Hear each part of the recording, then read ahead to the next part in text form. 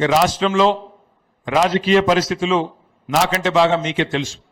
ఎందుకంటే ప్రజల మధ్యలో రోజు తిరుగుతున్నది మీరు, ప్రజల మాటలు రోజు వింటున్నది మీరు. రైతులు ఏమనుకుంటున్నారు, యువకులు ఏమనుకుంటున్నారు, మహిళలు ఏమనుకుంటున్నారు, వృద్ధులు ఏమనుకుంటున్నారు నాకంటే బాగా మీకే తెలుసు. ఎందుకు అంటే ప్రతిరోజు తెల్లారు లేస్తే గ్రామాల్లో ఉండేది మీరు, తెల్లారు లేస్తే అందరితో కలివిడిగా తిరిగేది మీరు. ఇవాళ రాష్ట్రం అంతటా కూడా రైతులు అనుకుంటున్న మాట ఒకటే. మార్చి 9వ తారీఖు ఈరోజు 9 మార్చి. కేసీఆర్ ఉన్నప్పుడేమో రైతు బంధు బ్రహ్మాండంగా డిసెంబర్లో పడుతుండే, నాట్లేసే టైంకి పడుతుండే. కోతల టైంకి వచ్చింది, ఇంకొక 15 రోజులైతే కోతలు మొదలైతాయి. పడ్డదా రైతు బంధు? కేసీఆర్ గారు అందుకే చెప్పిండు, మోసపోతే గోసపడతాం, ఆలోచించుకోండి, జాగ్రత్త కొట్టేయండి అని చెప్పిండు. ఇలా రాష్ట్రం మొత్తం రైతులందరూ ఒకటే మాట అనుకుంటున్నారు, రైతు బంధు బంద్ అయింది, రైతు బంధు బంద్ పెట్టింది కాంగ్రెస్ ప్రభుత్వం. కానీ కొత్త పథకం తెచ్చిండు ముఖ్యమంత్రి రేవంత్ రెడ్డి గారు. కొత్త పథకం, బ్రహ్మాండమైన పథకం తెచ్చిండు. ఆ పథకం పేరేందో ఎరికేనా మీకు? రైతు బంధు లేదట, కానీ రాహుల్ బంధు ఉందట. రాహుల్ బంధు. రాహుల్ బంధు అంటే ఎరికేనా? సంవత్సరానికి 1000 కోట్లు రాహుల్ గాంధీకి ఇచ్చే రాహుల్ బంధు ఒకటి మాత్రం పక్కా ఉన్నది. రైతు బంధు మాత్రం లేదు. 3 సార్లు ఎగ్గొట్టిండు, ఒకసారి కాదు, 2 సార్లు కాదు, ఇది 3వసారి రైతు బంధు ఎగ్గొట్టిండు ముఖ్యమంత్రి. రాహుల్ బంధు అనే పథకం పెట్టి ఆ రాహుల్ బంధు పథకం కింద ఆయన సీటు కాపాడుకునేందుకు గాంధీ కుటుంబానికి, రాహుల్ గాంధీకి పైసలు కమ్మి పడ్డాయట. అందుకే రాహుల్ గాంధీ గారికి సంవత్సరానికి 1000 కోట్లు ఇచ్చి పదవి కాపాడుకుంటాడట ముఖ్యమంత్రి గారు. ఆయనకు తెలుసు, ఇప్పుడు రైతులకు ఓట్లు వేయించుకున్నాడు, అబద్దాలు చెప్పిండు, ఓట్లు వేయించుకున్నాడు. ఇక 5 ఏళ్లు ఆ సీట్లో కూర్చోవాలంటే ఏం చేయాలి? మరి ఏం చేయాలంటే రాహుల్ గాంధీ గారికి సామంతరాజు లెక్క ఢిల్లీ గద్దెకు కప్పం కడతా ఉండాలి. మరి ఆ కప్పం కట్టాలంటే ఏం చేయాలి? పేదవాళ్ళ భూములు గుంజుకోవాలి. భూములు గుంజుకొని ఆ భూములు అర్రాసి పెట్టి పేదల ఇండ్లు గులగొట్టి, చూస్తున్నారు కదా ఎన్ని ఇండ్లు గులగొట్టిండో. మొన్న ఖమ్మంలో గులగొట్టిండు 1000 ఇండ్లు ఒకటే దగ్గర. 12 ఏళ్ల కిందట పైసా పైసా కూడబెట్టి గరీబోళ్ళు కట్టుకుంటే వాళ్లకు శత్రుదేశం మీదకి దండయాత్రకు పోయినట్టు 1000 మంది పోలీసోళ్ళు, 3000 మంది పోలీసోళ్ళు తెల్లారి 3 గొట్టంగా పోయి ఆ మొత్తం ఇండ్లను నేలమట్టం చేసి, ఒక బాంబు పడితే కదా ఎట్లయితే మొత్తం ఎక్కడికెక్కడ ఛిద్రమైపోతుందో, శిథిలమైపోతుందో, ఖమ్మం పక్కన ఉండే వెలుగుమట్ల అనే ప్రాంతంలో ఆ పరిస్థితుల్లో చిన్నాభిన్నం చేసి పేదల జీవితాల్ని రోడ్డున బాడేసింది కాంగ్రెస్ ప్రభుత్వం.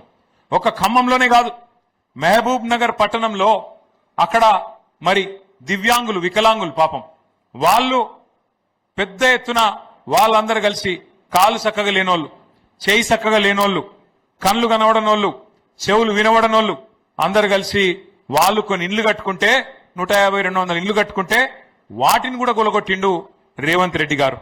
ఇంకా నిన్న ఇవాళ శుద్ధులు చెప్తున్నాడు, నేను చూసిన, ఏదో బఫర్లో ఉండొద్దు, బఫర్లో ఉండొద్దు, ఇంట్లో ఉండొద్దు, అండ్లో ఉండొద్దు, ఉంటే ఊకోను అని పెద్ద పెద్ద మాటలు చెప్తున్నాడు రేవంత్ రెడ్డి.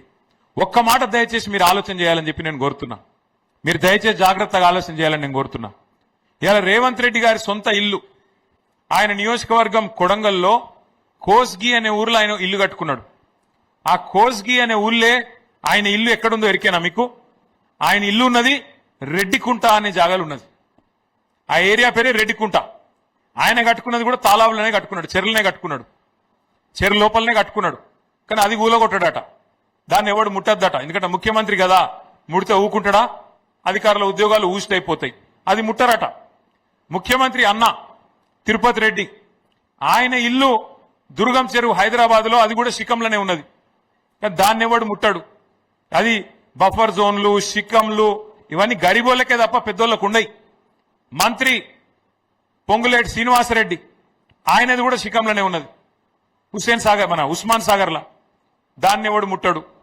డాక్టర్ వివేక్ మంత్రి, ఆయనది కూడా అందులోనే ఉన్నది శిఖంలా, దాన్ని ఎవడు ముట్టాడు.